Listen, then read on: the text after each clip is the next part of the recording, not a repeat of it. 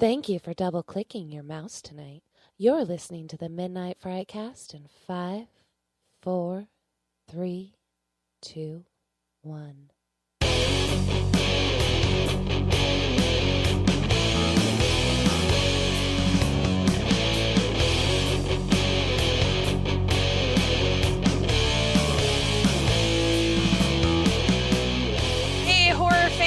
Welcome to episode number 90 of the Midnight Frightcast. I'm one of your hosts, Maddie. Joining us from sunny California while the rest of us freeze our asses off is the Doctor of Filmonomics, Greg the Movie Guy. I want to feel bad for you guys, but this is amazing. Oh, you bastard. All right, and our Doctor of Everything Else, Patrick. Hey, everybody, how's it going? And it's Josh. Yeah, I'm looking for a name change in 2021. So, yeah, this is the last time we can say he's the guy who likes to watch. Yeah, I can't wait. This is it. I'm changing it in 21. It's going to be a better year. Yeah, new year, new me, hashtag. All right, it is what we look forward to every year. We are rounding up a 2020 just because you thought that 2019 couldn't be a bigger disappointment for horror. Guess what happened? All right, guys. We're going to start out just talking about the year as a whole. The year was a whole. Big, gaping asshole. But we are going to talk about how horror was just in 2020 overall, what the trends were, what was going on, and would anyone like to start? I will say horror in 2020 does what horror does best and adapted well, with being able to get content out there for people to see. Regardless of the quality, there really was a lot of stuff to watch if you had the time. Yeah, I mean, 2020 was, there was a lot. There's a lot of studio films I was really looking forward to this year that we clearly did not get to, and I wonder how many of those would have ended up on our list had they come out. But like Patrick said, the horror filmmakers adapted and made what they could make. I wonder how many of these films were made before 2020 and then just kind of made their appearance because of what this year was. But yeah, I'm looking forward to 21 being a little bit easier of a watch year. I think you're right, Josh. I think a lot of the studios and the filmmakers were working on a lot of the films that came out in 2020 because they were in the post-production and they could. I think we're going to see the real drought in 2021 outside of the studio films that decided to hold back and wait to see what this whole pandemic thing is going to do. That being said, 2020 was the year that streaming saved horror, because if you didn't have a Shudder subscription, I think you missed out on some great stuff. And I'm really glad to have signed up for the year, not plugging Shudder. If you want to get it or don't, I don't really care. But there was some good stuff on there. And if you're a horror junkie like we are, it's stuff that you actually wanted to see or you could stomach seeing compared to some of the other garbage that was popping out elsewhere. I think horror, as we said, it's pretty adaptable. But the other thing is, if people did want to film this year, horror typically does not have these huge casts.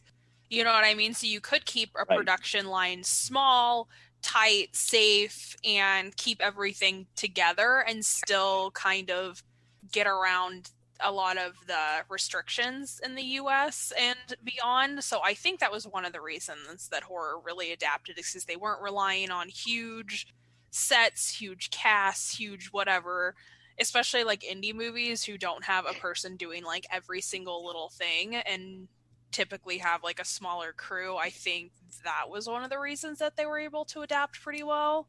I will say it also forced us to kind of go out and look for the movies as well. That, we always know Shudder's there. We always know they're going to deliver. But it was kind of tough finding some quality movies this year when the other streaming services weren't stepping up. And I got to say, Netflix, I was really, really disappointed with Netflix this year for the quality or even the quantity of horror films that were available through Netflix. I mean, we're lucky to be in a kind of a messenger group because we get a lot of between each other, word of mouth. Like, hey, did you see this one? Hey, did you see this one? This one's on Shudder. This one's right here. So for us, it wasn't really too difficult to stay out of the 2020 loop because everybody was always on something. And it was, hey, did you see this? You should check this one out. Hey, I really dug this one. So it helped being in that group messenger this year also. Yeah, and when it came to Shudder, they were dropping at least a new movie 2 to 3 times a week. I swear, it was insane how many new movies popped up on their front page. Shudder was my goddamn hero this year. Yeah, I will say that. I agree with that. Mean, plug or no plug, Shudder was a goddamn hero when it came to dropping out new content. And Shudder, to me, they had some content this year that actually, I mean, for me personally, I don't know what your lists look like. We don't share the list ahead of time. But for me personally, there were some Shudder movies this year that really held up to studio films of past years. Oh, yeah. Agreed. There was some really good ones this year. The only thing about Netflix I do want to give a shout out to is earlier this year or late last year, I can't really remember which one, we gave kind of a shout out to a trailer that had come out called Rust Creek, which was an indie film, and they actually made it onto Netflix this year. So congrats to them. I feel like that's pretty cool for an indie film to come out on a bigger streaming service like Netflix. So that's really cool. So that's the only thing I kind of want to shout out for. But otherwise, yeah, Netflix has kind of been disappointing to me. It's one of the ones that we have it, but I don't go to it. I don't check it out very often, if I'm honest. And congratulations to the indie film companies this year. Even if it was working with the streaming services to get that film out there, they knew that the studio movies would not be releasing. So let's take advantage of that opportunity. And they certainly did. And I think they got themselves a lot more notoriety than they would have in a normal year. I was going to say, like, I talked about this last time or a couple times ago, how I wish more indie movies would go to streaming services just because I'm tired of paying, X amount a month for all my streaming services and then having to pay X, more and more money on top of that. And so I don't want to watch them because, that shit piles up. Do you think we'll see a swing now? I mean, with studios still kind of on the shutdown, do you think we'll see a swing of indie films taking over? I know that's kind of always been a teeter-totter, but this could be the thing that pushes it. Not necessarily taking over, but still being highly dominant in 2021. As a lot of the movies that are coming out were pushed till late 2021, if I'm correct. Mm-hmm. Yeah. Mm-hmm. I think just because we still don't know what's going to happen at the beginning of next year. We just got the vaccine. It's just going to healthcare workers now. I think at least for the beginning of 2021, we're still going to see a lot of the indies, a lot of stuff like that. Maybe we'll get back towards more of a new normal towards the end. Maybe around Halloween is when they might all hit. I don't think anything before March. I think there was a March title, but it got pushed already too. Yeah. So did anyone see any trends in horror as a whole? We kind of talking about the adaptability, but did we see I know what I saw, but we all know my opinion of modern horror, so I'm not even going to go into that.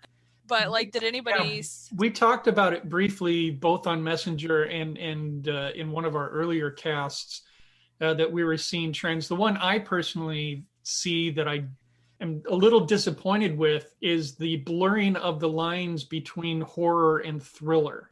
There were a lot of dramatic thrillers that were ending up on top 10 horror lists that I strongly disagree that they are horror films, that they do not belong within the genre.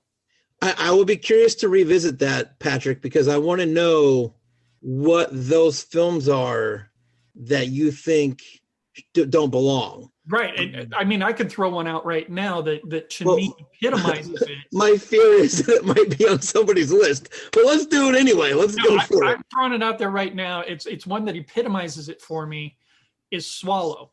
It has ended up on so many people's lists, and I watched it, and it is not horror. People are saying it's body horror. No, it's about a woman who tries to take control of her life by swallowing things. That's it. There's no horror in that movie. So So that was just a trend that I saw, was just a lot of thrillers being thrown in. It's like they didn't know where to put it. It's horror. Greg talked about one earlier in the week. He said he'd noticed a lot of like devil worship, demonic worship, satanic stuff. It was just, I feel like every movie that I watched had some variation of it. And I don't know if that was like, did we miss the memo that was the theme for 2020 or? I agree with that wholeheartedly. You can't make a virus movie because we're all living it and none of us want to see it. Mm-hmm. And that was my biggest complaint about this year, and why I honestly didn't watch a lot of 2020 horrors, because I was like, this ain't horror, y'all. Like, this is a thriller, and I'm just not a big thriller person. I think like that, it rides the line of somebody might think a thriller is horror, and we talked about this. They're pussies. But they're content watchers all the same. And, those people might go, well, that was a horror film, while others might say, because again, on IMDb, you go through, somebody's going to go, that was a comedy, fantasy, thriller, horror. And it plays to everybody. And the word horror, there was somewhere in that movie, there was, even if it was 2 seconds of horror, there was horror in that film, and you got to count it. Just saying. Well, and even we as a group are guilty of generalizing what horror is, because I think I remember in one of our discussions of our podcast, we settled on horror is whatever makes you feel uncomfortable. Right. And at this point, I don't think I agree with that anymore. Yeah, so I'm tired of counting the pussy opinions. Yeah, I would like to revisit that again sometime in 2021. I will tell you right now, there are films on my list that are dramatic horrors. That's what they are. It's dramatic horror. It is a drama with a horror undertone and element in it, and that's what it is. And those are on my list. No, there's a couple on my list that are that way as well. I thought you were gonna go in for Invisible Man, which is my ultimate, this is not a horror movie. They tried, and I will fight somebody tooth and nail if they want to call that a horror movie. Scratch off that horror movie. Son of a bitch. It's like that movie Cam last year that everyone was like, oh, it's so scary. And I'm like, what is scary about Gloves go on. As I said, join us in 2021 for the Midnight Slapcast. You are going to hear a lot from me today where, it's defending titles and it being horror, because there's a lot of horror undertones to some of the things on my list. But it's I'm going to be playing on the defense, I feel like, when it comes to our top 10. Mainly from Maddie, because I'm not going to say The Void 20 fucking times. But I will be on. That's number 2. I'm going to put a couple more in.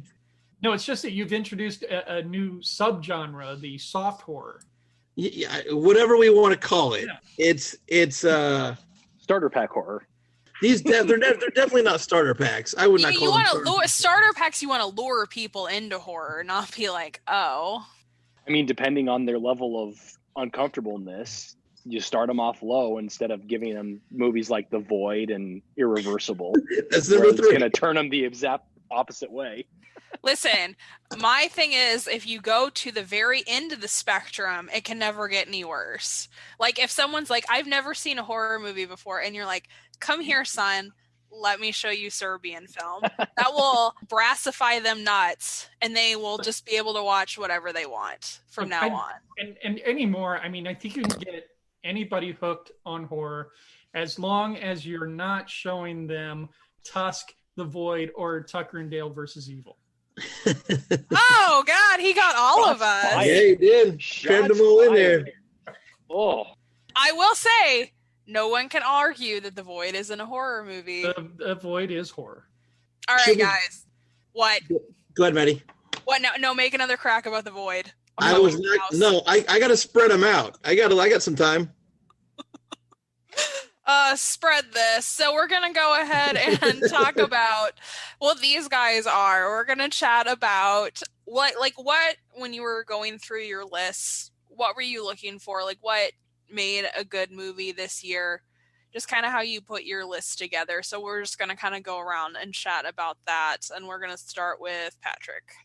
For me, it was trying to find that movie that had a different element that I've not seen before. I think that is the holy grail that I have been chasing for many years, looking for something that is original, something that I have not seen before, something that, even if it's not original, presented in a new and different way. Something that still makes me scared, something that still makes me uncomfortable to the point of I'm pulling those sheets up close. Something that still makes me, other than jump scares, which everybody knows still affect me, something that still makes me not feel comfortable in my seat. That's what I'm still looking for as I'm approaching the top 10 list for the end of the year. I mean, isn't that what we're all looking for? I guess, but I don't know that I hit that with many of them in this group, but I definitely saw some originality this year that I had not seen before. Isn't that what we're looking for every year? As I said, I did not watch this. I think I watched maybe 2 2020 horror movies this whole year, but I did see a couple movies this year that weren't from this year that I liked. And the one that really came to mind that I keep thinking of is Antrim, which wasn't fantastic, but like I look back and I'm like, oh, you know what? That there were some parts in there that kind of made me uncomfortable, and it could have been that fucking background ass noise that was just like psychologically put there, but there you go. Josh, your list for the year. Yeah, I kind of agree with Patrick. I was just looking for something that had an element that I hadn't seen before, but I was also looking for movies that I would go back and revisit. And I think that was a big one for me, was for my top 10, because I watched a handful of movies this year. There are a lot of them that were really good, but they were a really good one-time watch, and I probably wouldn't revisit that movie again. And so a lot of the films on my list are films that not right away, 6 months down the road, whatever, I may go back and go, there's something in that movie I didn't see that I want to see if I can find and watch it again. Or I just really enjoyed it the first time and I want to check it out again. But there are also movies that I would tell people, these are really easy to find and you should go find them. So that's kind of how my top 10 list panned out. I will tell you right out of the gate, this is the hardest I've worked ever to make a top 10 list. And the 4 or 5 years we've been doing this, I walk in with a lot of confidence usually on these top 10s and recommendations and cool stuff I had seen. This was the hardest top 10 list I have ever made. It probably changed a good handful of times over the last week. Probably 60% of it I can say, like, I'm confident about that pick. So we'll see how it goes. Josh, I will be adding your criteria of watchability or rewatchability to picking next year. I think that is a great option to be added to that. Well, would you rather see a movie that you want to watch again and again and again, or would you rather watch a movie that made you so uncomfortable you never want to watch it again? Well, that fits into when I watched The Void. That fits both categories. So I'm good with that one. Anybody else? The Void? Yeah. Patrick, Greg, anybody? Yeah, okay. Well, I know I never want to watch Tusk again because I've taken better looking shits. I know. Kevin Smith be damned. You know, using that criteria though, the movie Seven is one that I watched that I fucking thoroughly enjoyed, but I don't know that I ever want to watch it again. That's a rough watch. Yeah. That movie. Seven's good. But the impact it had on me. I mean, I guess if any of us could ever like find our holy grail horror movie that like scares the shit out of us and we never want to watch it again, like maybe that criteria will change. No. But we've talked about how jaded all of us are before. But to answer your question, Maddie, honestly, I'd rather watch new content that makes me super uncomfortable than chase the same film over and over again. Especially a film that made me uncomfortable the first time that will probably force me to lose that sense of being uncomfortable because I know what's going on and I know what's happening. So to answer your question, I'd probably watch something that I had never seen before that just makes me really uncomfortable. Greg. So for me, because most of the stuff that we watch anymore is, I mean, it's similar. We've seen the outcome. We know how it's possibly going to end. For me, it's, does the story drag you in? Is it an interesting story? I think, and I will fight to the end, story is the most important part of a movie. If you aren't pulled in by the story, nothing else in that is going to matter. And for me, just looking for something that's interesting, even if it's been told multiple times, and I think both Patrick and Josh have said this, if you twist it in a way that's original or creative, I'm going to enjoy it. And so that's my biggest look for when I go into these movies. And this year was a little bit different for me just because I powered through 2 weeks ago to get as many or to get more 2020 movies watched so that I could have a legitimate list this year. And I feel like I came across some pretty good films. But for me, it's always story. It always comes back to the story. I appreciate the movies that attempt to scare. Again, we're pretty jaded. We're desensitized by this point. So there's not a lot of scares, even if they are jump scares and we pop out of our seats a little bit. I don't count those. I think those are cheap. It's the atmosphere, it's the environment, it's how they develop the story and the characters and put you into those uncomfortable positions. I know for some of my top movies that I have, they border, and I know we had already talked about this, so I won't rehash it again. They border on that thriller horror, but it was that feeling that I had in the movie, within the movie, was that uncomfortableness. And I feel like that's how I determine a good horror movie or not, is if I get those feelings to arise. I mean, really, you can't go too much more into that. Otherwise, we're going to be sitting here rehashing all of this. But for me, it's story, creativity. If you want to get gory, cool. Just make sure that I'm interested in the story. Otherwise, it's just I'm watching torture porn, and that's no fun. So, well, what do you think is the difference then between a thriller and like a psychological horror movie? Like, is there a difference, or is it just like, is it that gore level that kind of like pumps it up? Because like you could argue that like Saw is a psychological horror movie, but it's gory. True. It's very true, and I think the blood and like you said, the gore is what ramps that up into that horror. Are you going to be watching this on? Oh, I can't think of like a Lifetime. Is it a Lifetime movie, or is it something that needs to be based on Shudder? If it can be aired on Lifetime uncut, it's thriller. And I think that psychologicalness and the gore is what's going to push it over into, okay, we can't really play this, or we have to play this cut and censored and all that in order to turn it into that type of a movie. Fair enough.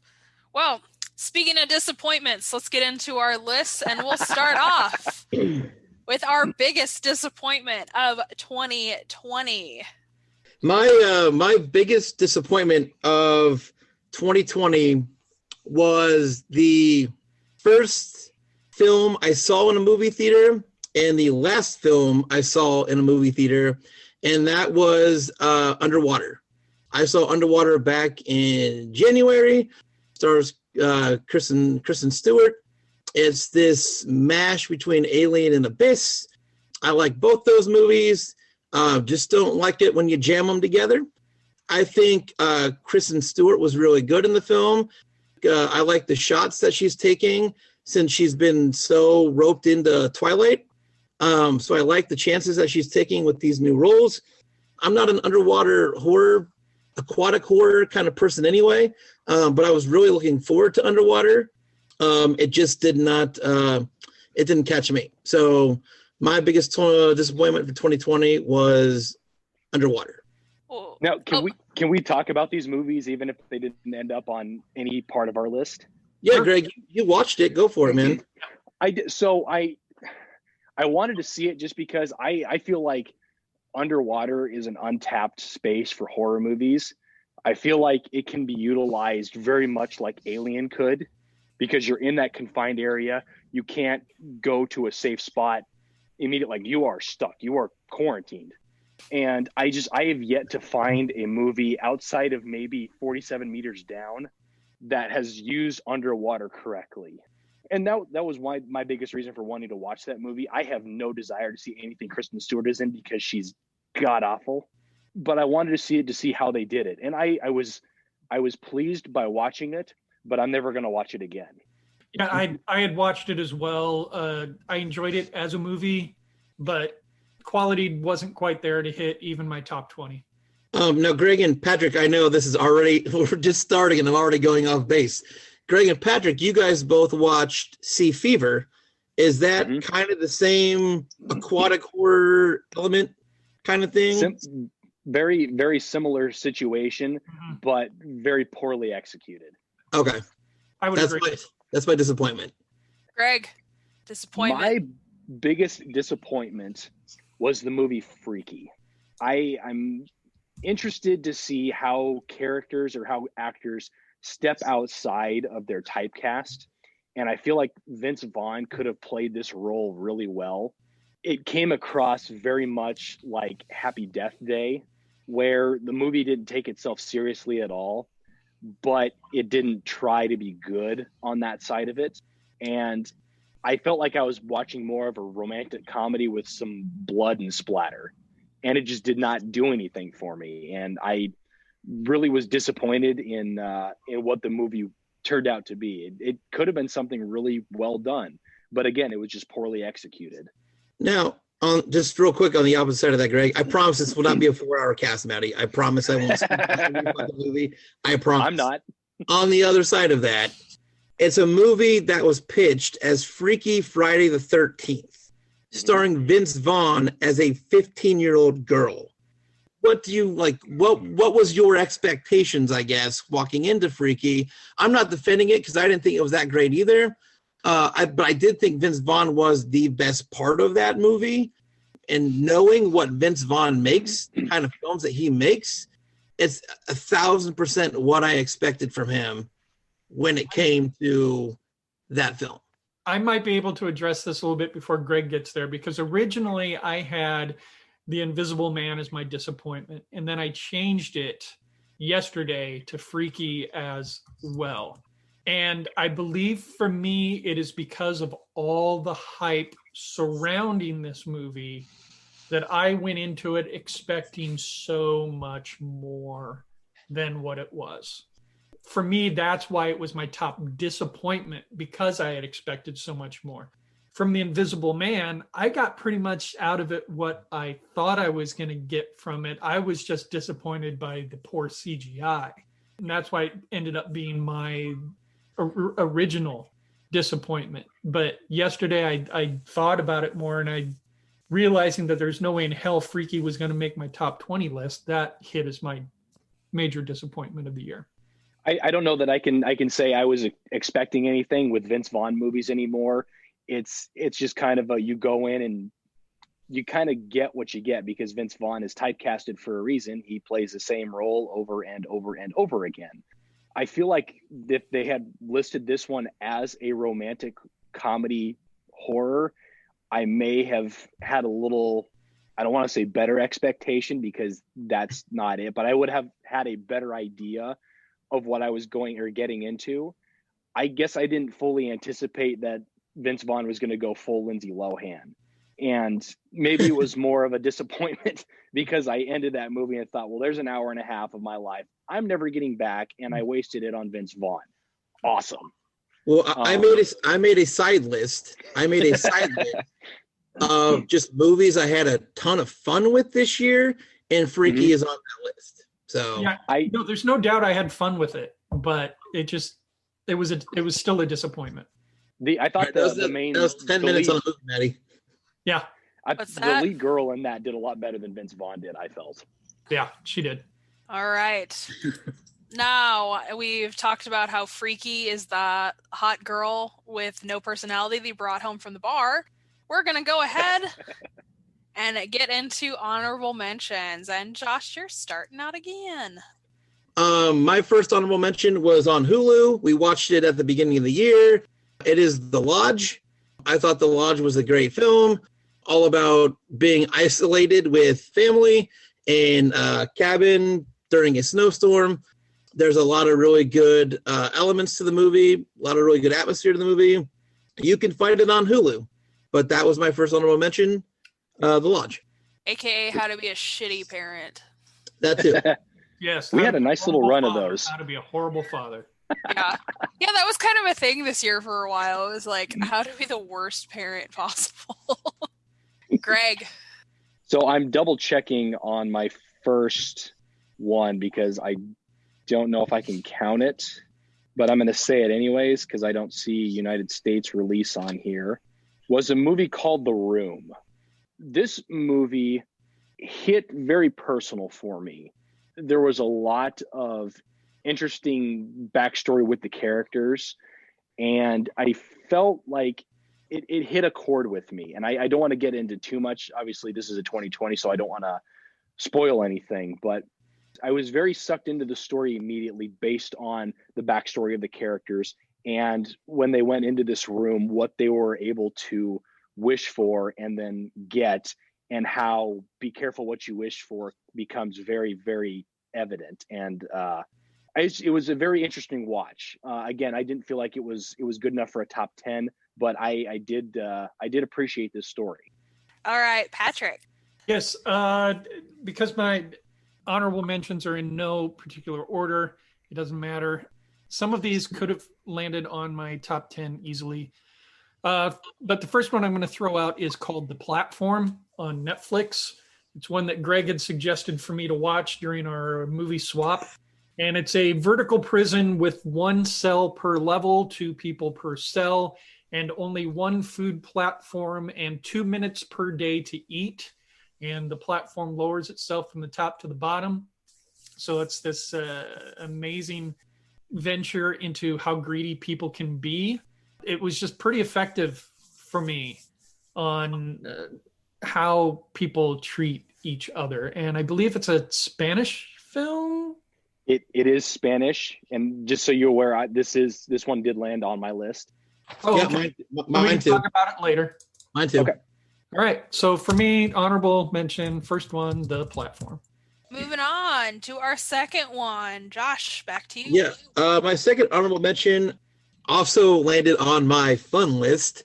It was a movie. The first time I started it, I shut it off about 10 minutes in, 5 minutes in, something like that, but was convinced to revisit it. And that was VFW on Shudder. VFW is so fucking fun. It's got a really good cast, and it's just violent and just, like I said, a ton of fun. You can find it on Shudder. You know, some Stephen Lang is in it. He was from Don't Breathe. William Sadler's in it. He was in Tales from the Crypt Demon Knight, which I really love.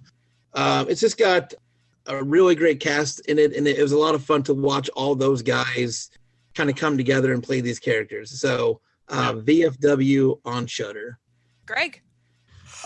Next on my my honorable mention was a movie called We Summon the Darkness. I don't have a lot to say about it. It was a fun watch. I appreciated it. I didn't feel like it had enough to push into my top 10, but it was an interesting watch. I definitely recommend it to anybody that wants to check it out. And you know, there's nothing wrong with a movie with Alexandra Daddario in there, so we'll go with that. I fought to keep that one off my list, Greg, just so you know. I fought really hard to keep it off. So it almost landed. It almost stuck. So good pick. Patrick. My next one is kind of a really obscure one that I found. I don't even know how I found it. I ran across it. It's called Rent-A-Pal on Hulu. And it's set in 1990. A lonely bachelor named David searches for an escape from the day-to-day drudgery of caring for his aging mother. While seeking a partner through a video dating service, he discovers a strange VHS tape called Rent-A-Pal, hosted by the charming and charismatic Andy, played by Will Wheaton. The tape offers him much-needed company, compassion, and friendship, but Andy's friendship becomes a cost and desperately struggles to afford the price of admission. What made this awesome was that this Rent-A-Pal tape, it's Will Wheaton talking to him through a VHS tape. But over the course of time that this guy's spending with the tape, he's actually interacting with him. So the tape changes what it does based on his responses. And it's just really, really intriguing. And Will Wheaton, this is probably one of the best performances I've seen him do because it's just creepy as hell. So if you have a chance, it's on Hulu. Rent a pal. Okay. Back around to Josh. My number 3 was Train to Busan Peninsula. A few years back, Train to Busan landed, I'm pretty sure, at the top of my list that year. I love that movie. Peninsula is 4 years after Train to Busan. Everything in South Korea is just a war zone, and these 4 people are sent into this specific part that is kind of off limits to humans, and to fetch $20 million from this truck. What I will give Peninsula is it's got way more gore. It's way faster with all the action. I mean, all the zombies and everything are it's just a way faster and bloodier and gorier film. Where it lost Train to Busan was all the character and all the heart got left back to 4 years ago. It lost it all. I enjoyed watching this movie. My daughter watched this movie with me. She was like, "What the fuck is going on?" But she enjoyed it too. But what the biggest thing I loved about Train to Busan was that character and how they interacted with each other, and it lost that part of the movie for me. But I would still say, if you were a fan of that movie, it's on Prime as a rental, cheap rental, like nothing. Chase it and watch it because it's a nice continuation of the story. Did it land on your fun list as well? No, and the first 10 minutes of that movie fucking kicks ass, by the way. It's the first 10 minutes of that movie is crazy. So that's where I'm at. Number 3. I might actually watch that one because you know why I have put off watching the first one is because I don't want that emotion and heart and character development. I want death and destruction. Well, then you might like Peninsula. Yeah, I actually was like, when you said something about it, like not having any heart and it's just really gory, I was like, I'll watch that one. Just to watch the last 10 minutes of Peninsula because it starts to show its ugly heart and character face. Ugh. Who wants that? Greg, number 3. Next for my honorable mention was actually a recommendation from Josh, and that was the movie Porno. Not a porno, but the movie Porno. I'm not going to go ahead. That's on my list, Greg. It was a surprise for me. I'll leave it at that. I was pleasantly surprised by it. Patrick. The third one on my honorable mentions is a movie called Blood Quantum, which is on Shudder. I really enjoyed this one. It may not have been the best acted movie, but the reason I enjoyed it quite a bit is it's a zombie movie that takes place in the isolated Micmac Reserve of the Red Crow Nation in Canada. It is almost all Native American cast and crew that made this film. It is full of blood and guts and gore. The only thing holding it back was a little bit of the acting, but it was a solid movie, and I would put this over, I obviously did put it over some of the others, just not quite enough for my top 10. But Blood Quantum, I suggest it for anybody who enjoys blood and guts and zombies. Josh, back to you for number 4. My number 4, I'm pretty sure we all watched this year. It's on Hulu. It's called Wretched. Real quick, it's a teenage boy his parents are going through a divorce. He's having a tough time with it. He moves in with his dad next to a neighbor, and the lady has been kind of possessed by this witch. It had a lot of really good atmosphere to it. I thought the acting was pretty well done. The story was right there, but just not a top 10 film. Visually, it was really, really good. It just kind of lost me in some of the other parts that I look for in some of my top 10s. I agree with you, Josh. I remember going back and taking a look at this one, and the biggest thing, like you said, it's visually really cool, but it felt like the story was lacking something for me, and it just did not have that push into what could have been a really good horror movie. Yeah, once they started going down into the trees, sewer system, Yep.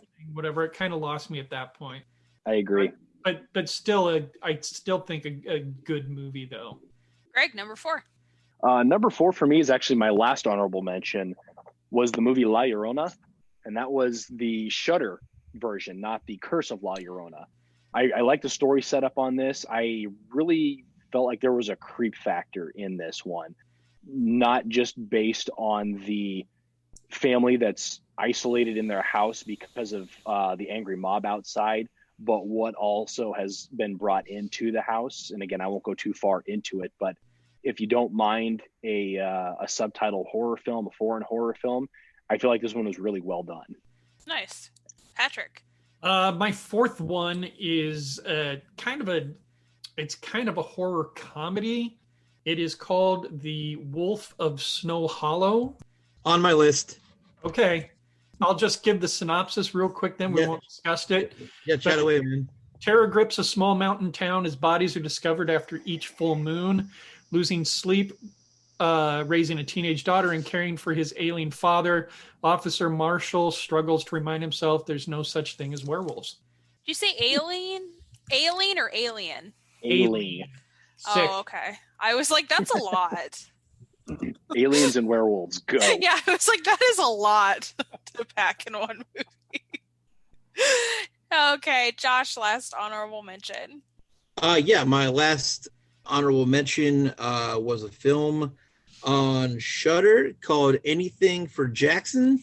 Really enjoyed it. For the mediocre, enjoyed it. It's about a satanic couple that kidnaps this pregnant woman and tries to use this ancient spell book to bring their dead grandson back. This was for me. This is on my list. Okay, I'm done talking. It was good talking to you. Moving on. Greg, you said this was the last one. You know, I said that I had exhausted my last one, but I want to copy Josh and put Anything for Jackson as my number 5, because I look back and I had actually completely forgotten about this one, that I had watched this one in the droves of horror movies that I had pounded out the other week. But it was a very interesting story, and I won't go too far into it anymore, but I thank you for reminding me of that one, Josh. All right, Patrick, last one. The number 5 for mine is number 3 for Josh, and Train to Busan Peninsula. For me, the first 15 minutes, I totally agree with you. I'm sitting there thinking this could be as good as the first movie, because it was really good. It was driving a story. It was getting in there. And then all of a sudden it slipped into Train to Busan meets Gone in 60 Seconds, because the majority of it is cars driving around. I agree, but the action sequences were pretty fucking kick-ass. The action sequences, for what they were amazing. There were times where you knew it was so obviously CGI. Yeah. But based on the original Train to Busan, that's why it didn't rank higher on my list. I wanted more of what made Train to Busan such a good movie. Right. It got real close to caring about those main characters. It wasn't there. Yeah, it just wasn't there. So that was my final honorable mention. All right, so we are moving on to our top 10 for 2020. Does everyone have 10? Woo! Yes. Yes. Oh my gosh, yay. All right, so we'll stay in the same order. So Josh, we're going to start from 10 and go up to 1. My number 10 was Sputnik. You can find it on Hulu. I am not... It's on my list. Okay, then I will stop. Go ahead and describe it, though. Basically, it is the lone survivor of a spaceship kind of mishap returns home with basically an alien hiding inside of him. Is all I'll really say about it, and then I'll pause there. Greg. So just so I'm aware, we can talk about the basis of the movie, but not our feelings towards the movie. It's like if 3 of us have it, you have to wait till the third person brings it up. Okay, so my number 10 was a movie I found on Shudder. I believe it was Shudder, called The Beach House. And that was a movie that was a couple goes to a beach house for a vacation. They run into an awkward elderly couple, and craziness ensues. Anybody else have this on their list? No, I didn't get to watch that one, Greg. It was on my 30 Days of Horror list, and I just ran out of time. Okay. But I did want to check it out. I will say that while it didn't hit my top lists, it still had one of the most disturbing scenes that I'd seen in a movie in a long time, and that is when the older gentleman... I absolutely love that scene. I put that at number 10 specifically for that scene. It's a great movie. It's a slow burn, so don't expect a lot coming into it. But once it gets going, it's rock and roll time. And that specific scene that just holds on the guy walking out into the ocean was just one of the coolest scenes I have seen in a long time. The pace of that scene was just magical. Awesome. It was awesome. So Beach House, number 10 for me. Number 10 for me is a Voodoo rental. That's where I saw it. It may be somewhere else. A movie called Relic, in which a woman links her mother's increasingly volatile behavior to a supernatural manifestation of dementia at her family's decaying country home. What I really enjoyed about this movie is how they took the grandmother's dementia and made it into a supernatural manifestation that overtook the entire house. There were three people. There was the grandmother, the mother, and then the granddaughter, or the mother's daughter, however you want to look at it. And each of them were affected in different ways, and it really messed with your head. And the fact that they were using the grandmother's dementia as that supernatural manifestation, I thought was a really original idea. All right, guys, number 9. My number 9 was, I think, in Patrick's honorable mention. I'm gonna go back and look. Yeah, Patrick's honorable mention. My number 9 was The Platform. That was a Greg suggestion. Is this in your list, Greg?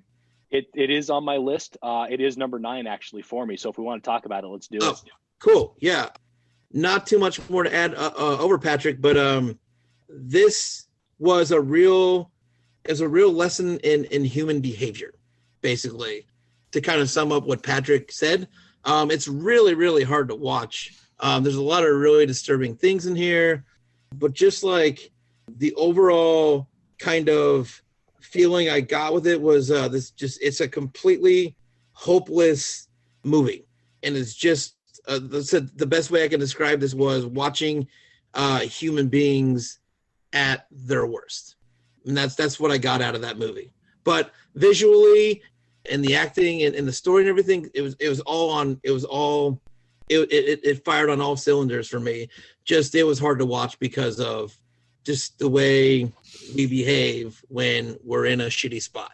You know, it was definitely a social commentary movie, but I liked how it was portrayed. Kind of like what Josh was saying, you get to see the disgusting side of humanity and what they do to each other to look out for their number one.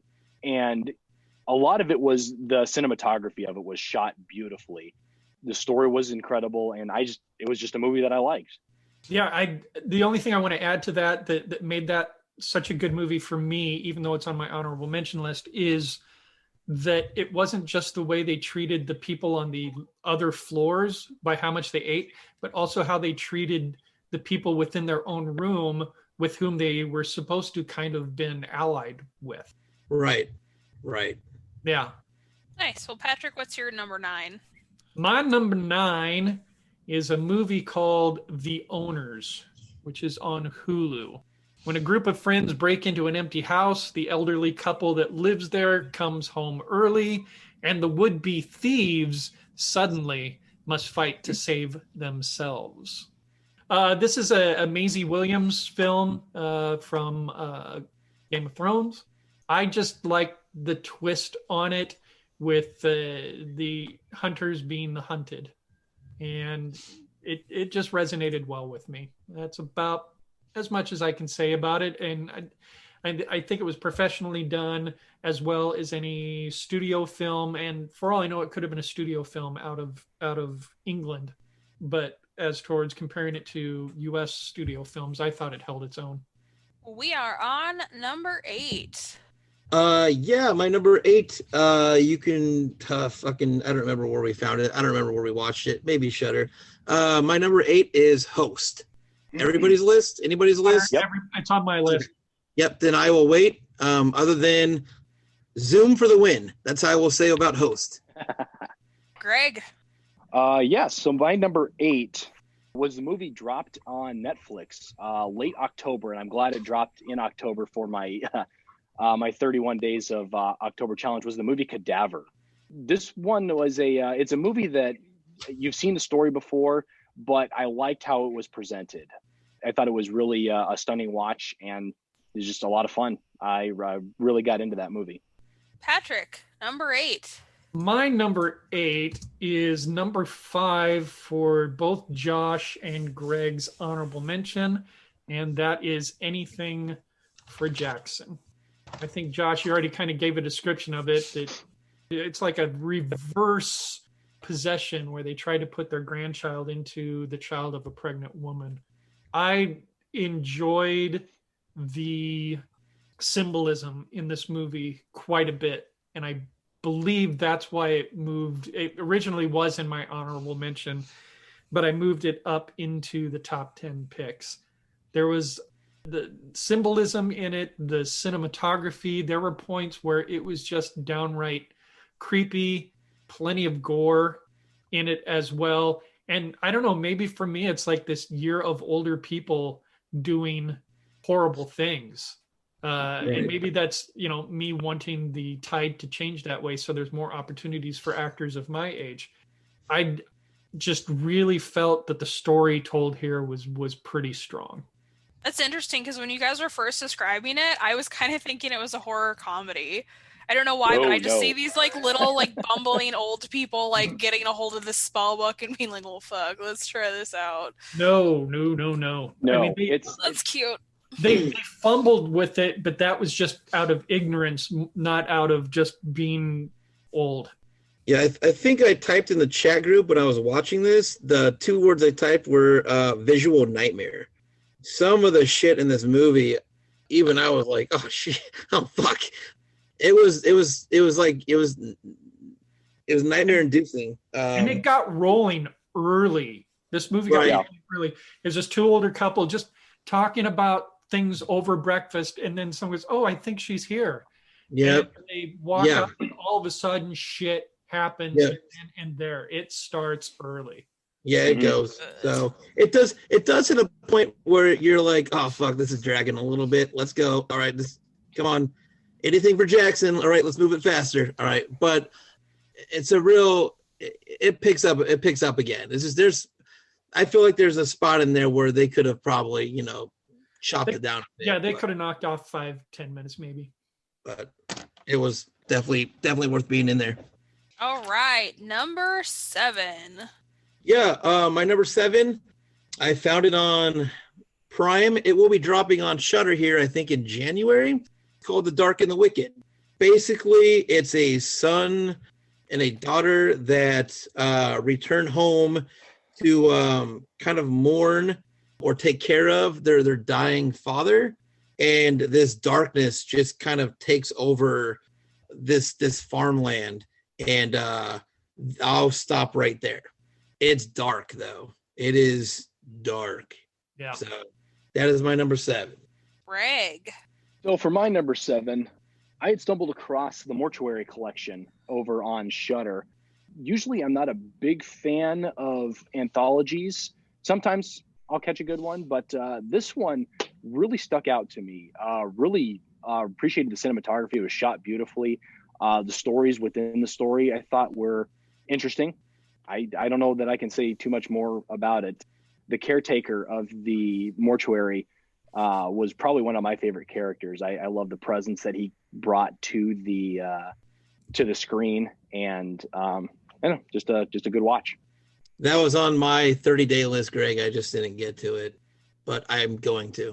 I also saw that one, and it's not on my list, but there were some stories in there that were really, really solid. I love the one with the man taking care of his wife, and then with the wedding chest, I think is what it was called. Yeah, it was really hauntingly beautiful. I don't know if I can say that.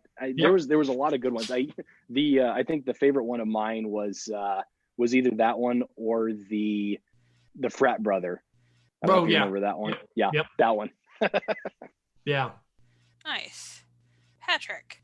My number 7 is one that I saw early on.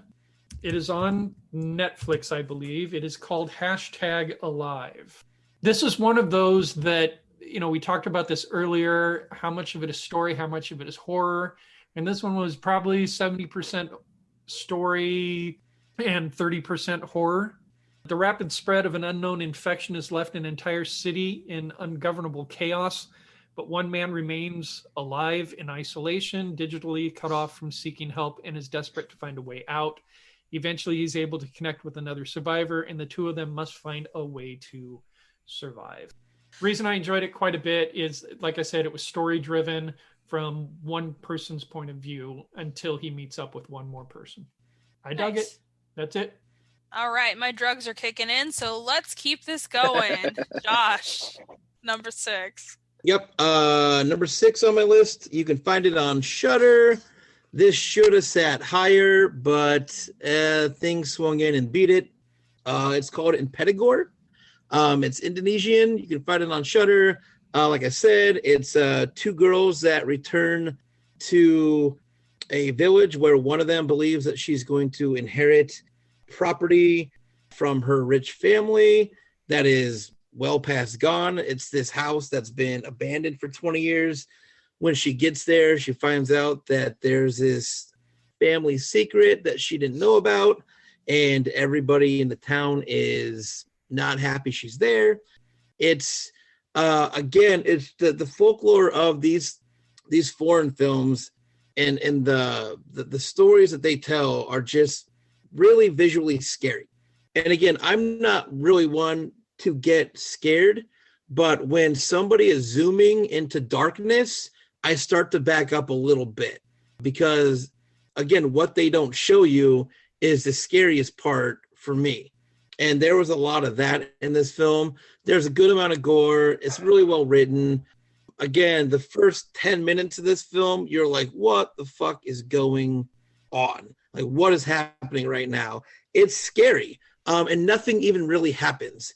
It's just the way it's told and what is happening visually on the screen is scary to watch, because it's all mystery. They don't tell you anything. So, like I said, there's still a good amount of gore in there. It's one to chase. Got Shudder, go chase Impetigore. It's, I think, an hour and a half. It's 90 minutes, so it's pretty quick, pretty easy to watch, and really, really good. So, my number 6. Greg. So my number 6 was, I think somebody mentioned, Josh, it was your number 1 honorable mention. That was The Lodge. Now, I feel like the best part of this movie, and I think I said this when we watched it for our review for our cast, was the descent in which these kids drag this girlfriend of their father's, and watching her slowly return to the life of the cult that she was a part of. When it gets to that end scene, and I won't go into it because it is 2020, I don't want to spoil anything. It's an incredible transformation on what she goes through, and I think that's why it landed higher on my list. Would you kind of put this next to watching Jack Nicholson's Jack Torrance kind of slip into that madness in The Shining? Would you put that in the same? Maddie's shaking her head. Fuck no. The Shining very was similar. Interesting.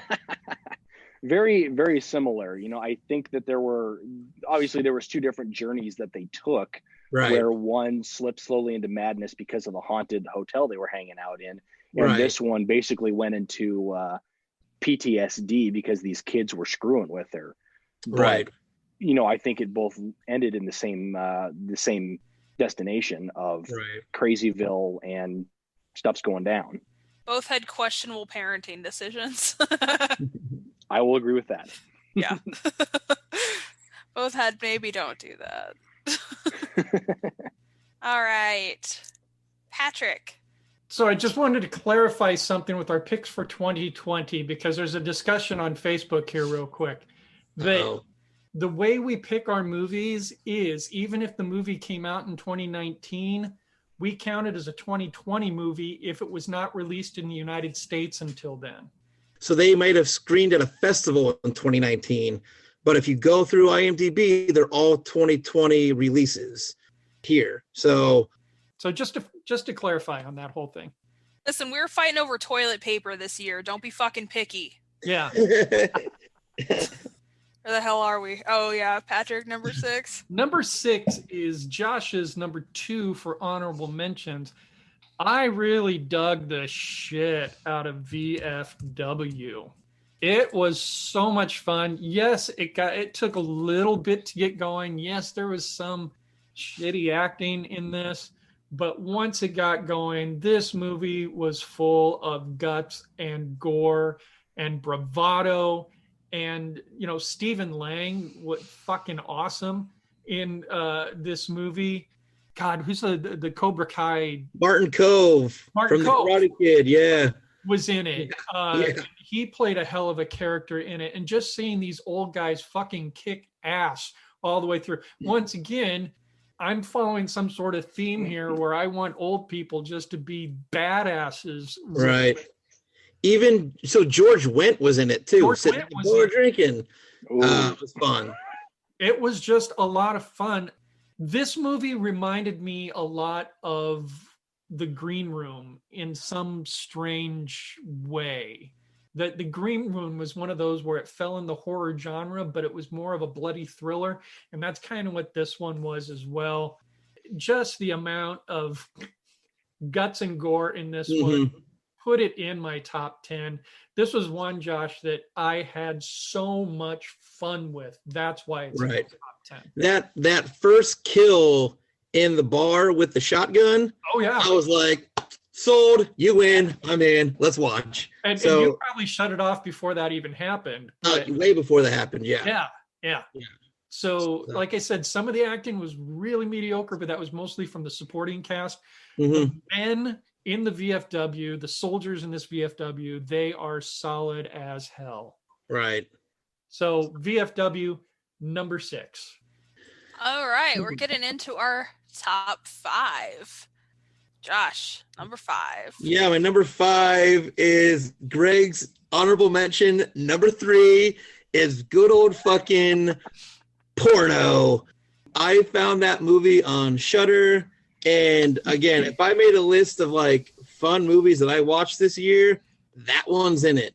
I just, it's a group of 5 kids, 5 employees that work at a local movie theater that find this hidden film reel and decide to watch it.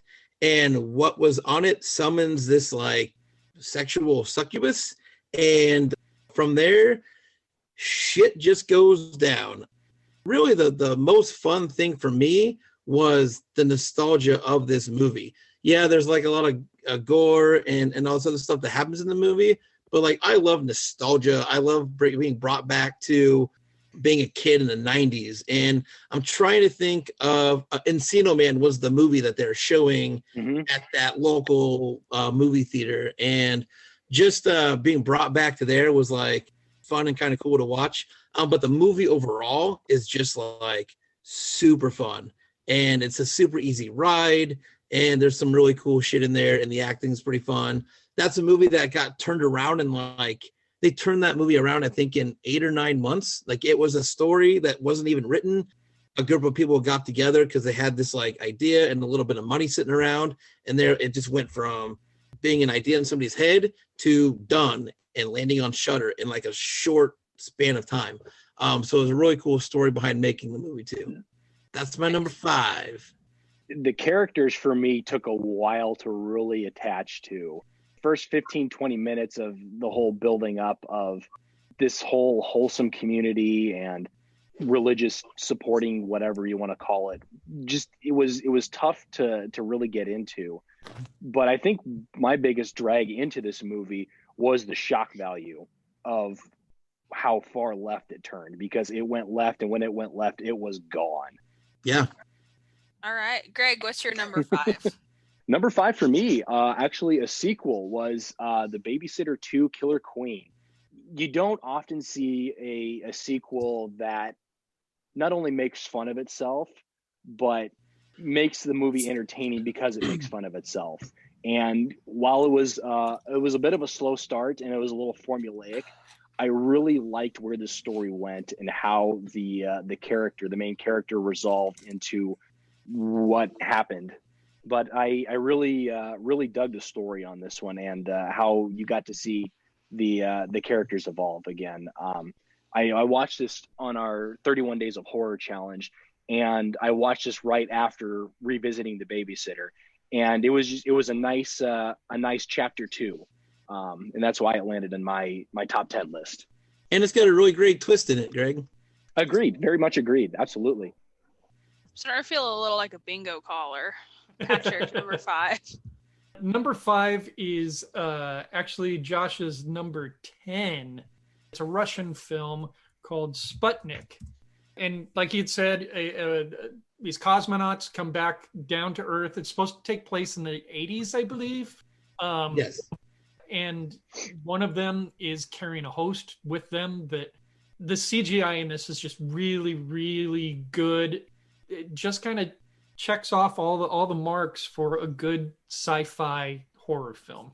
Yeah, I'm not a huge sci-fi person at all, really, to be honest with you. I'm not sci-fi horror, but Sputnik hit all the atmosphere and like horror elements really, really well. I thought the creature looked really cool. The effects were really cool. And just the idea and how they kind of took care of dealing with what was going on with the main guy and that creature, and kind of what they were doing to hide things and all the secrets and everything with it. I thought was kind of a cool idea to the movie. So yeah. No, I along with being a sci-fi, I thought it was a good creature feature. Yeah, I 100% agree. Yep. So Sputnik on Hulu. All right.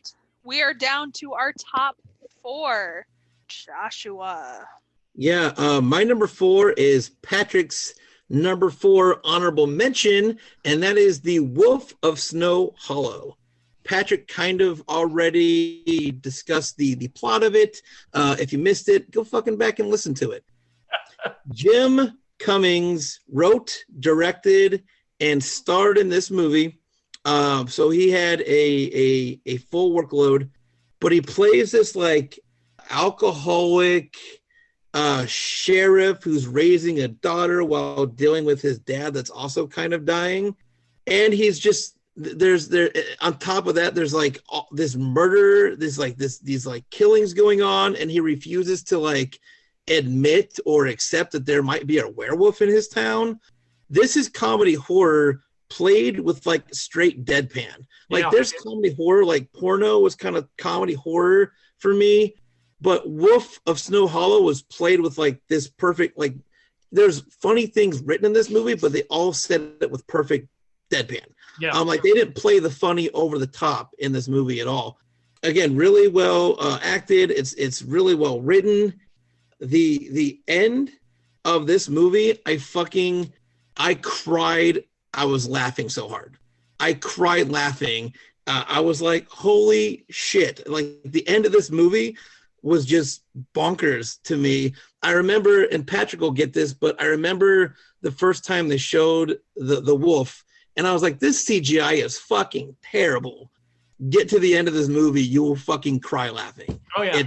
It's so goddamn funny. What I liked about the main character, his character is so fucking narcissistic. Yeah. That deadpan delivery of his lines works so well. It also has Ricky Lindholm in it. She was the deputy, the blonde deputy, and she's a member of a comic duo called Garfunkel and Oates. Oh, yes. Yep. She's in there? Yeah, she's in it. It also has Robert Forster, and I believe this was his last movie before he died. Yep. Yep. He's awesome in it. It's just a good group of actors in this. A lot of unknowns that just delivered well. This because there was some cheesy stuff in it. That's why it's an honorable mention and not in the top 10. But this is a rewatchable movie for me. Oh, 1,000%. Yeah, 1,000%. I had to take a break. And it could just be me. I'm sure Patrick didn't react the same way, but I was rolling. I was laughing so hard. Yeah. So I had fun with it.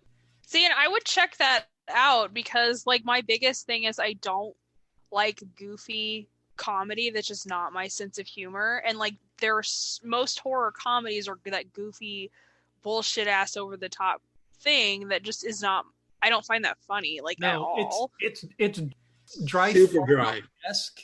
Yeah. Okay. Yeah, I would dig that. I want everything. I want everything dry. I want my wine, my comedy, my everything, just dry as Josh's vagina.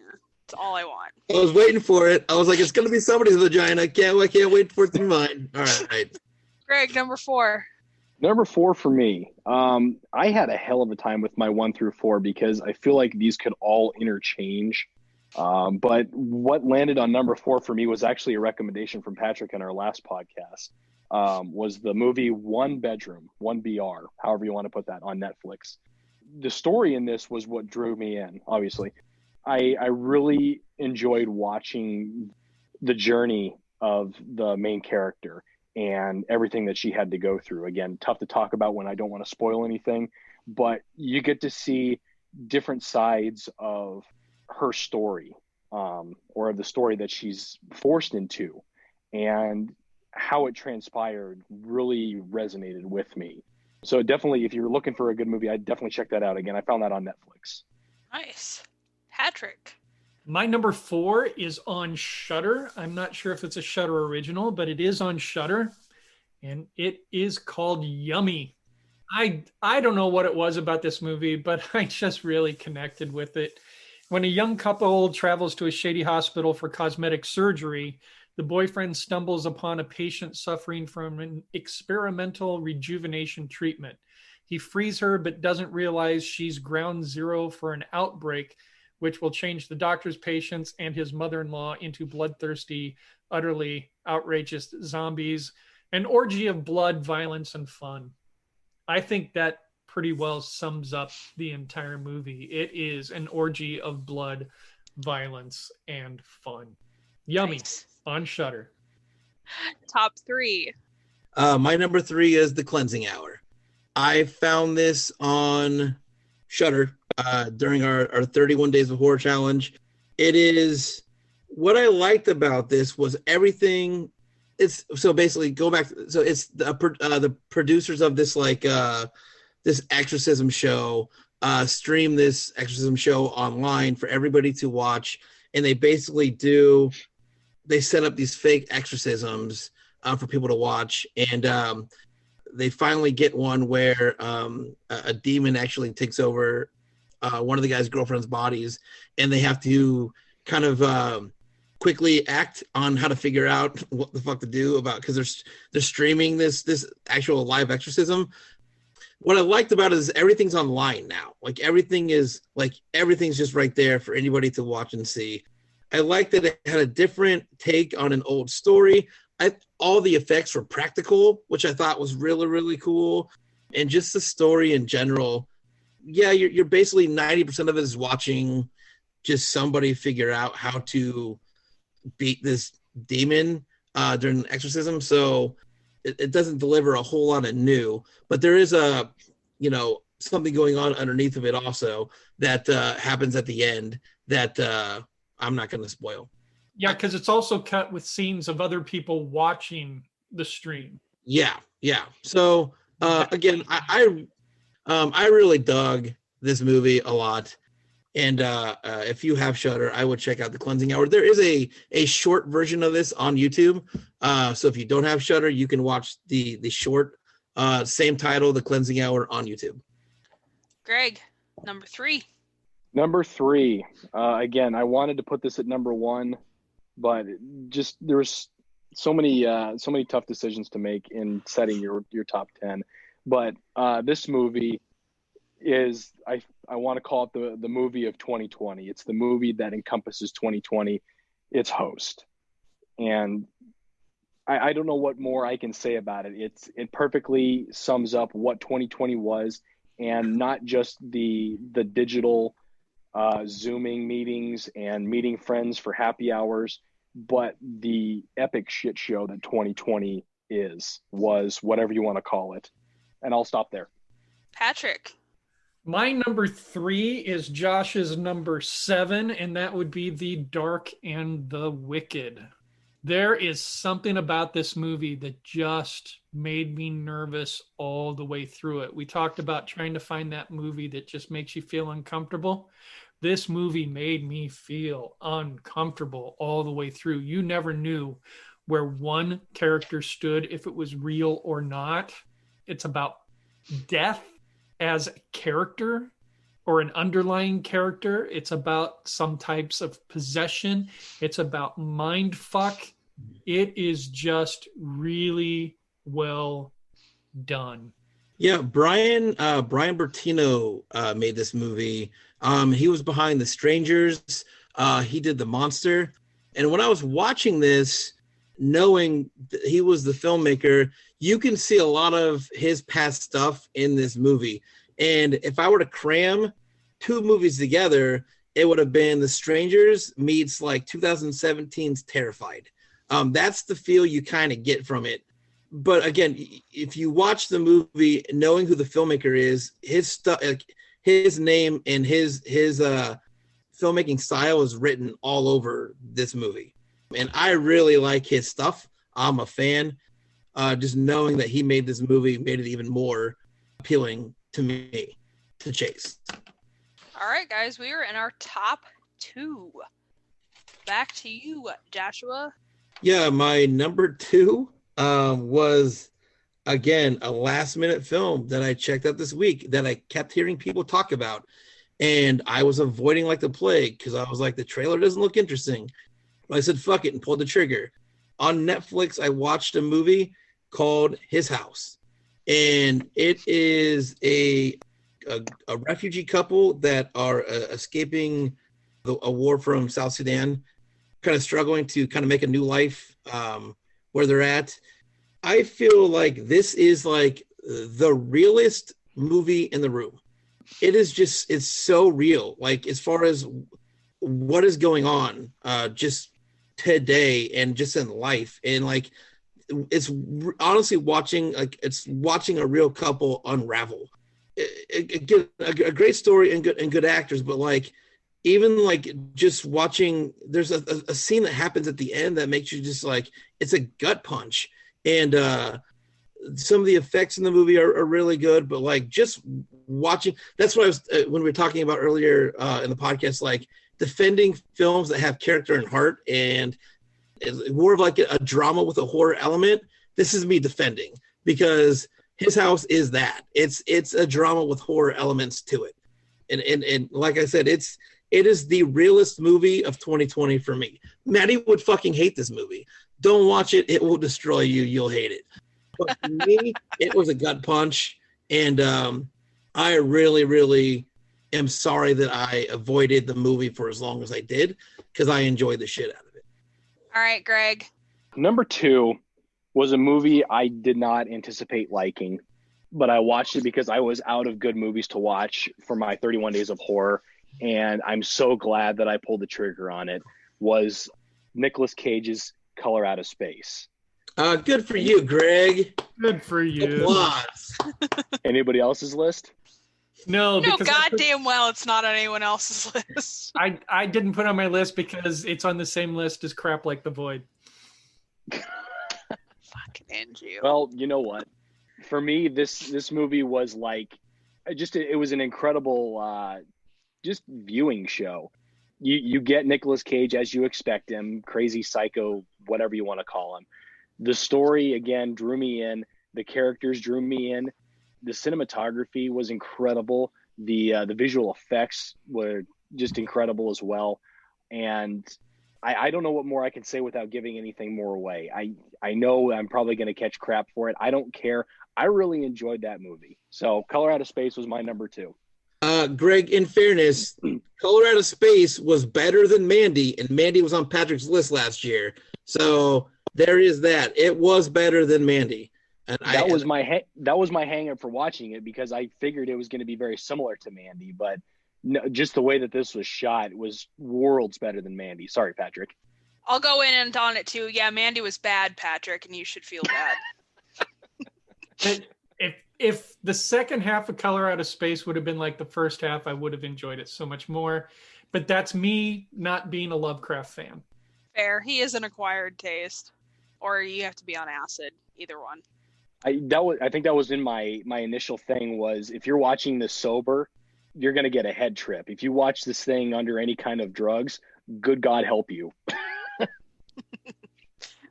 My number 2 makes this the first movie that all 3 of us have in our top 10, and that is Host. I think there's probably been enough said about it, but it is the perfect pandemic movie. I give a tip of my hat to the filmmakers for this one, for knowing what it was and making it what it is. It was just highly effective for me. And also the fact it's an hour long, for God's sake. Maddie, you would love this movie. You need to see it. Because it's an hour. That's how you lure me in. Yeah, it's and it was done perfectly, you know, after so many months of us doing Zoom meetings.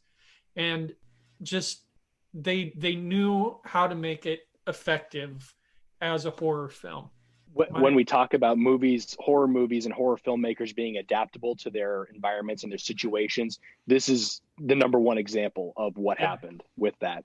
And it is definitely rewatchable. Absolutely. This is the only movie on my list that I would suggest watching it in the dark, because I think it's a whole different viewing experience. There's nothing else on my list that if I watched it in the dark, I would feel any different about it.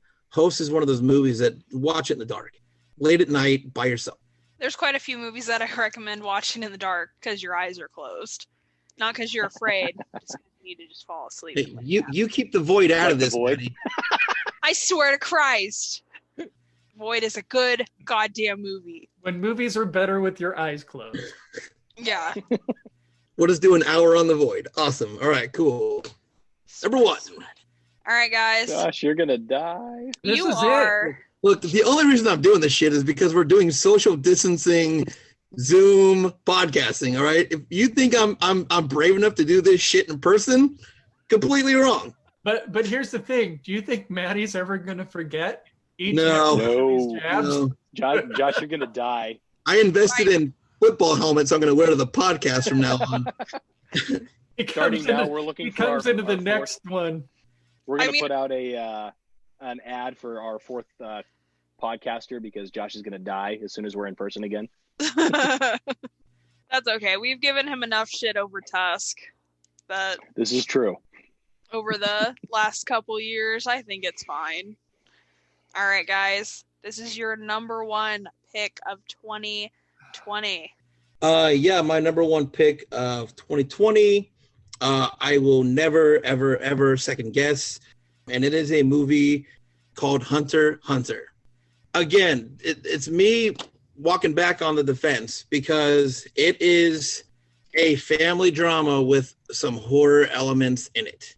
But it's about a family that they're trappers for a living. They live in seclusion in this cabin, and they think they are being hunted by a rogue wolf. And I can't give a whole bunch away. At one point, the father goes off into the woods to hunt this wolf to keep his family safe, and he does not come back. And the only other thing I will say about this movie is it turns into a revenge film, and I have not seen an ending like this since Maddie made us watch Martyrs. That's where I will go, and that's where I will end. If you can, find Hunter, Hunter. The last 10 minutes of that movie is fucking disgusting. Greg. Number one. Number one for me. Again, it falls under the more drama thriller with horror elements. I finished this movie and I had never rooted for a protagonist as hard as I did in this movie. I have never enjoyed an ending as much as I did with this movie. And I had never enjoyed watching a story unfold as much as I did with the movie Run. Hulu, Sarah Paulson is in it, which she's a phenomenal actress. I love almost anything that she's in. But there was something about this movie that was just incredible to me. The daughter in this movie stole the show, ran with it, and she owned this movie for what she did. I so want to talk about this movie, spoiler free, but I just say go out and watch it, and I hope it does the same thing for you that it did for me. That was on my list, Greg. I just didn't get to watch it. I enjoyed it quite a bit. Once again, Sarah Paulson is just an amazing actress. It had a lot of the feel of Stephen King's Misery. Yes. It was Misery meets Tangled. Yeah, it was so claustrophobic, and when you find out what was happening, you like you said, never have you pulled for a protagonist so much in your life as you did in this movie. I thought it was a solid release. And how satisfying was that ending for you? Oh yeah, definitely. Good movie if you have a chance to see it. Patrick. So we're down to the last number one. This one is, as I had said earlier, Josh's number two, His House on Netflix. It is a extremely pleasant mixture of story and supernatural haunting. It deals in an area where we don't normally see these stories coming out of, and that would be like African supernatural. So we're seeing a different blend. I was seeing a lot of new things in this story, and what both the husband and wife deal with to get through this story and what has happened in their past as it's revealed. To me, this was an extremely satisfying, well-told story from beginning to end. I don't know that I could add more to it. It took me off guard how well this was. I noticed it was hitting some lists. The descriptions didn't do much for me, but I pulled the trigger on it, and I am so glad that I did. So yeah, that is my number one for 2020. That is 2020. Like, I know we normally talk about this in a cast at the beginning of the year, but just real quick off the top of any of y'all's heads, is there any, 2021 movie that you're super looking forward to seeing? I don't know that I can say if there's anything in 2021 that's, actually gonna come out. Okay. Until it's actually in a theater or on a streaming site. Yeah. Is it gonna be released? We did kind of touch base with this in the last cast. If I were to name one over any of the others that I'm looking forward to, it's Terrifier 2. Yeah. Mm-hmm. Yeah. My one is was supposed to be released in March of 21, and it just got pushed back, and that was Guillermo del Toro's Antlers. Yeah. Oh yeah. Yeah, Antlers and Terrifier 2 are kind of my top two next year. But anyone else have any comments, anything on 2020 that they missed? We knew that it was going to be all over the board this year. Like I had pointed out, there was only one movie that all three of us picked in the top 10. But I think it's pretty awesome that we're seeing this much content. Yeah. Anyone have anything to plug? Goodbye, 2020. Yeah, fuck 2020. People, keep wearing your masks, keep washing your hands, keep always, even after the pandemic's done, staying 6 feet the fuck away from me. And that's just for your own safety. Yeah, that's just I just want you to stay 6 feet away from me at all times. I don't care what's going on. All right, everybody. Well, from myself, Greg the movie guy, Patrick the doctor of everything else, and Josh, thank you very much for joining with us. If you had any 2020 movies you liked and want us to watch, We are open to it. Drop us a line. But otherwise, have a great night, and thank you for joining in. See you next year.